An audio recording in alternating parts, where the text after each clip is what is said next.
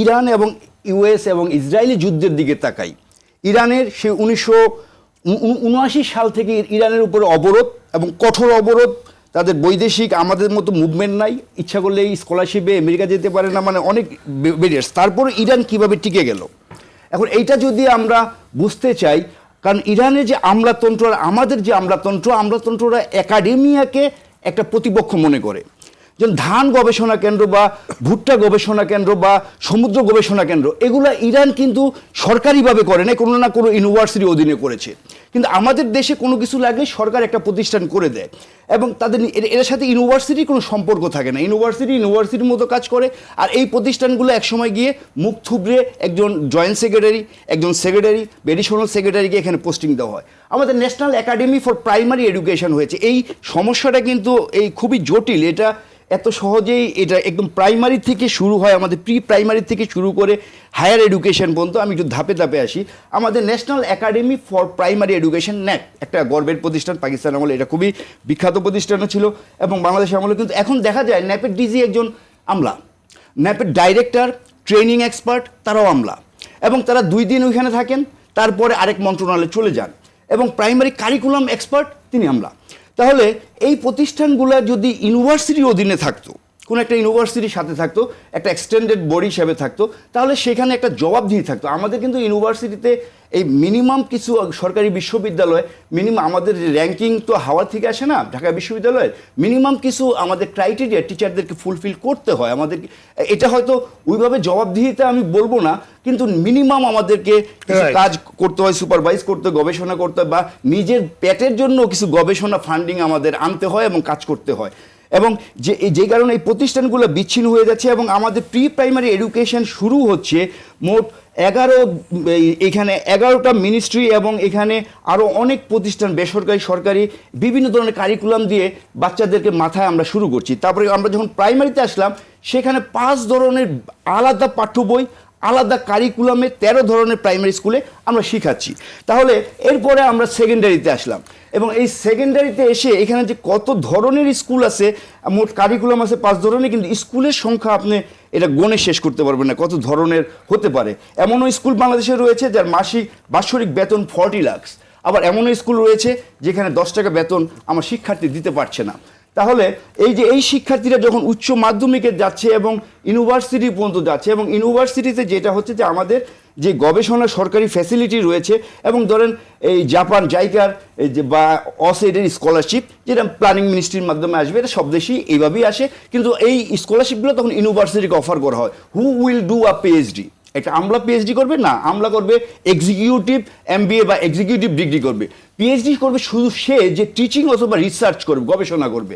কিন্তু এখানে এই স্কলারশিপগুলো দেখা যায় যে আমলাতন্ত্র অ্যাভেইল করছে এবং তারা যাচ্ছে এবং ইউনিভার্সিটি ক্লাসে পণ্ডিত মশাইয়ের মতো তারা টিচিং দিচ্ছে এবং দিচ্ছে। তাদেরকে এই স্কলারশিপ দরকার নেই, কারণ আমলাদের দরকার রয়েছে, এবং এই গবেষণা প্রতিষ্ঠানগুলো আলাদা। এখন যেটা বললেন যে আমাদের যে পুরনো সমস্যা আমলাদের মাঝে, আমরা যখন সৃজনশীল পদ্ধতি আনলাম, আমাদের এক শিক্ষাবিদ, আমি নামটা বলছি না, বললে আবার স্যার আমার ঢাকা কলেজের শিক্ষক ছিলেন, যিনি একটা একাডেমিক অফেন্স করলেন, এটা ইতিহাসের সবচেয়ে বড় অফেন্স। ব্লুমস বেঁচে থাকলে হার্ট ফিল করতেন কিনা আমি জানি না, তার স্ট্রাকচার বা কাঠামোবদ্ধ প্রশ্নকে আমি সৃজনশীল বলে চালাই দিলাম। অভিভাবকরা যখন আন্দোলন করলো, এটা কাঠামোর মধ্যে কোনো সৃজনশীলতাকে আবদ্ধ করা যায় না। তাহলে এই যে দুর্নীতি আমাদের মতো মানুষের কাছ থেকে যখন আসতেছে, জাতি তখন গ্রহণ করতেছে। কিন্তু আমি ইন্টারাপ্ট করতে চাই, এটাও কিন্তু এই যে এখনকার ছেলেপেলেদের মাথা থেকে যে ইনোভেশনটা দেখেন, যে যত কথাই বলুক, মেজদিদি কেন আড়ালে দাঁড়িয়ে কান্না করেছিলেন, এই যে প্রশ্নটা যদি আপনি মুখস্থ না করেন, তাহলে এখানে ভাব সম্প্রসারণের বিষয় রয়েছে, যেটার মধ্যে ক্রিয়েটিভিটি আছে, আপনাকে চিন্তার ব্যাপার আছে, এটার মধ্যে ফিলোসফিক্যাল এফেক্ট আছে, যেটা ছোটবেলা থেকে শিখছে। আমরা কিন্তু এগুলো পড়ে আমরা কিন্তু খারাপ স্টুডেন্ট ছিলাম, আমরা দেশের বাইরেও পড়াশোনা করে আসছি। আমাদের সমস্যা শুনেন, 1950 সালে কিংবা 70 সালে যারা পড়াশোনা করে গ্রামের স্কুল থেকে পাশ করে এসছে, তাদের বেশিরভাগ আমাদের ছাত্ররা কিন্তু হার্ভার্ড থেকে সর্বোচ্চ সম্মানজনক ডক্টরেট পেয়ে এসছে এবং বিদেশের স্টুডেন্টদের পড়ায়। তারা কিন্তু ঢাকার কোনো স্টুডেন্ট পড়ে, বেশিরভাগই গ্রাম থেকে পড়াশোনা করে এসছে। তাহলে পরে আমাদের বুঝতে হবে যে আমাদের শিক্ষার মধ্যে একটা চুনা দিয়ে দেওয়া হয়েছে, না, আমি আপনাকে যেটা বলতে চাচ্ছি, একটা গলত করে দেওয়া হয়েছে। যেটা উনি মাত্র বলছেন, এটা নিয়ে কিন্তু আমরা দীর্ঘদিন আলোপ করেছিলাম। আপনি একদম কারেক্টলি এটা যে এটার পরে আপনি এখন একটা গাড়ি মানে আপনার কিনবেন, সৃজনশীলের নামে আপনি যেটাকে আপনি ভাব সম্প্রসারণ করবেন আপনি দিয়ে দিলেন, ও তো শেষ হয়ে গেল।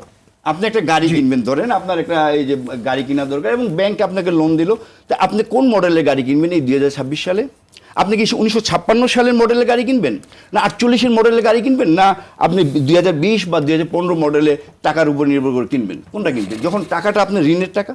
আমরা যখন সৃজনশীল ব্লুমস আনলাম তখন পৃথিবীর সলো ট্যাক্সোনমিতে চলে গেছে এবং এই 2003 থেকে আমেরিকা যখন এআই আসলো তখন যখন প্রযুক্তি খুব দ্রুত বৃদ্ধি পায় সাথে সাথে মানুষের নৈতিকতার কিছু সমস্যা হয়। এই কারণে আমেরিকা 2003 সালে ফিনল্যান্ড, আমেরিকা এবং বিভিন্ন দেশ তাদের এডুকেশন সিস্টেমের একটা ব্যাপক পরিবর্তন করলো এবং তারা ফিঙ্কের ট্যাক্সোনমি অফ সিগনিফিক্যান্ট লার্নিংকে সেখানে ব্যবহার করে, যেখানে বড় একটা উপাদান হচ্ছে সৃজনশীলতা, তো আপনার এই যে এই ক্রিয়েটিভিটি বা আপনার স্কিল বেসড রয়েছে, সাথে রয়েছে হিউম্যানকে হিউম্যান বানানো, মানুষকে মানুষ বানানো, যেটা আমার এই ব্লুমসের মধ্যে নাই। এবং আমি 2005-এ ব্লুমসকে লোনের টাকায় আনলাম এডিবির, কিন্তু আমি কিনলাম 56 সালের মডেল আমার উপরে গছায় দিল। ব্লুম কিন্তু আমি তাকে সম্মান দিয়ে, বেঞ্জামিন ব্লুমসকে অনেক সম্মান করি, তিনি ফাউন্ডেশন দিয়েছেন, কিন্তু আমি সেই যে 2000 সালে প্লেটোর বা যে আমার 3000 বছর আগের কোনো ফিলোসফি দিয়ে 3000 বছর পরের কোনো ডেভেলপমেন্ট সম্ভব নয়। আমার সামনে যখন সলো ছিল, আমার সামনে যখন ফিঙ্ক ছিল, বা আমার লোকাল কালচারাল বেসিসে চেয়ে ছিল, সেটা করিনি। 2017 সালে আমরা একটা আইন করেছিলাম, ইউনিভার্সিটির যে একাডেমিয়া, ইউনিভার্সিটির কোলাবোরেশন এবং আমাদের এই যে এই 4th ইন্ডাস্ট্রিয়াল রেভুলেশনকে আমরা এই যে অ্যাড্রেস করতে চাই, যেটা হলো back Bangladesh accreditation council act, এবং যেটা বাধ্যতামূলকভাবে আমাদের এই যে বৈদেশিক চাকরি বা বৈদেশিক লেভেলে এডুকেশনের মান নিয়ন্ত্রণ করার জন্য আমাদের এই অ্যাক্রেডিটেশন নেওয়ার কথা। কয়টা ইউনিভার্সিটি, কয়টা সাবজেক্ট অ্যাক্রেডিটেড হয়েছে এই 9 বছরে? এই 9 বছরে তো সবাই অ্যাক্রেডিটেশন হওয়ার কথা। এই দেশের আসলে আমাদের এই মাটির সাথে সম্পর্ক আমাদের নাই। আমরা আমাদের কালচারকে বিদেশ থেকে আমরা হায়ার করি, কিন্তু আমাদের কালচারকে বুঝি না। ইউনিভার্সিটিতে ওবি কারিকুলামের কথা বললেন, যে ওবি কারিকুলাম করতে গিয়ে যে ধরনের ঝামেলা, যেহেতু আমি টিচার ট্রেনিংয়ে, ইউনিভার্সিটি টিচার ট্রেনিংয়ে বাংলাদেশের প্রথম academic degree Bangladesh university of professional post grad diploma in higher education teaching, এটা আমার নিজের হাতে টিম লিডার হিসাবে ওইখানে প্রবর্তন করেছিলাম। ঢাকা বিশ্ববিদ্যালয় শিক্ষকদেরও এই যে এই গ্রাজুয়েট, এই যে এই foundation certificate in university teaching and learning, এই কোর্সও আমার হাতে প্রবর্তন করে ঢাকা বিশ্ববিদ্যালয়ের শিক্ষকদের জন্য। এইখানে একটা বড় ধরনের টেনশন আমরা লক্ষ্য করি যে ওবিতে, এবং ওবি এই অ্যাক্রেডিটেশন কাউন্সিল আইনের মাধ্যমে নিয়ে এসে তারা যে ফরম্যাটটা করেছে এর বাইরে কেউ যেতে পারবে না। ওয়ান সাইজ ডাজ এই ফিটস অল মডেল তারা নিয়ে আসছে, কিন্তু এডুকেশনে one size doesn't fit all. আমি কয়েকজনের নাম বলি: Elon Musk, Zuckerberg, Steve Jobs, Bill Gates, Thomas Alva Edison, বা আমাদের প্রধানমন্ত্রী তারেক জিয়া। তাহলে এই সবার মধ্যে একটা কমন মিল আছে। কমন মিলটা কি আপনারা যদি বোঝেন, তারা সবাই ইউনিভার্সিটিতে ড্রপ আউট হয়েছে, কিন্তু জীবনের ইউনিভার্সিটি থেকে তারা স্কিল অর্জন করেছে, লিডারশিপ স্কিল, সফট স্কিল, এবং কেউ কিন্তু ইউনিভার্সিটি ডিগ্রি নিতে পারে নাই, সবাই ইউনিভার্সিটিতে ভর্তি হয়েছিল। এবং তাহলে আমাদের এই যে তারা ইউনিভার্সিটির ড্রপ আউট হয়েও পৃথিবীকে চেঞ্জ করে দিল, এটা কিন্তু ইউনিভার্সিটি একা করা কিছু না। আমার এই যে এডুকেশনের যে নিউ আমার থিওরি বা আমার মডার্নে যে মার্কেট বেসড যে থিওরি রয়েছে, ইনপুট, প্রসেস, আউটপুট। আমার ইনপুট আসবে আমার স্কুল থেকে ইনপুট যদি আসে, আমার এখানে ছাগল আসে, এটা দিয়ে আমি হাল চাষ করতে পারবো না। আমি আমাকে যত অভিজ্ঞ টিচারই আপনি বানান না কেন, কারণ আপনাকে আবার স্কুলও কিছু করতে পারবে না যদি প্রাইমারি থেকে ইনপুটটা তার না আসে। এখন আপনার ছেলে বা আমার ছেলে বা একটা উচ্চপদস্থ কর্মকর্তার ছেলে তো স্কুলে গেলে বা ল্যাবে বা ওয়ার্কশপে জার্মানির মতো ডুয়েল এডুকেশন সিস্টেমের মতো মাটিতে বসে বা এই কাদাবালি দিয়ে তারা কি এই নাট বল্টু নিয়ে গাড়ি খুলবে, এই করবে, এটা পরের দিনে সেই পিতামাতা এখানে অবজেকশন দিবে। যেমন পিতামাতা অনেক গর্ব করে বলে আমার ছেলে জিপিএ 5 পেয়েছে। যখন এই জিপিএ 5 ছেলে একটা চিঠি লিখতে গেল এবং লিখতে গিয়ে ভুল করলো, বা বাজারে গিয়ে সে নর্মাল যে যোগ বিয়োগ করা বা বাজার করা যে গাণিতিক যে দক্ষতার দরকার রয়েছে সেটা যখন ব্যর্থ হলো, তখন পিতামাতা আর কোনো কথা বলে না। তাহলে আমাদের এই যে জিডিপিতে যে ইনভেস্টমেন্ট, আপনি টাকা দিবেন না বিনা টাকায়। আমরা চাই হলো যে এখানে আমাদের অনেক দেশে অনেক দরবেশ অনেক সময় এসেছে আমাদের অর্থনীতিতে থাবা দেওয়ার জন্য।